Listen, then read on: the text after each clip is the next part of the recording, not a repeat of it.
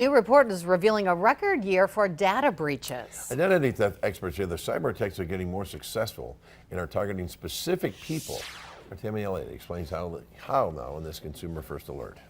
This new report reveals a record number of data breaches in 2023. Cyber criminals unlocking and stealing information from hundreds of millions of people. The national nonprofit Identity Theft Resource Center tracks data breaches every year, and 2023 was a new record, more than 3,200 incidents.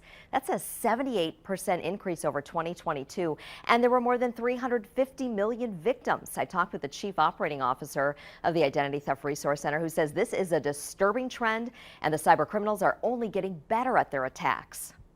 Some of the best phishing attacks I've ever seen have come out in the last 6 months.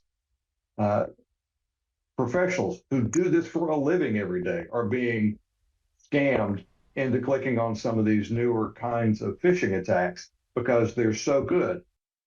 And he says artificial intelligence, AI, has taken phishing attacks to another level. The days of bad grammar and fuzzy logos on a website are gone. He says identity thieves are better at targeting very specific information. And most of these data breaches were due to cyber attacks, and healthcare led all industries in the number of reported compromises. They're not interested in your health or your health care. They're interested in the information about you that they can turn around and use to impersonate you, or use a piece of your information to create a whole new synthetic identity that they're going to turn around and try to open up accounts.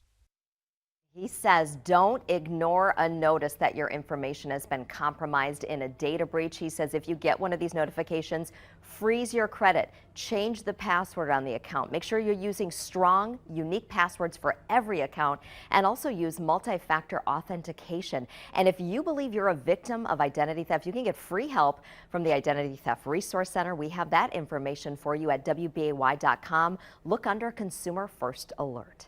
Tammy Elliott, Action 2 News.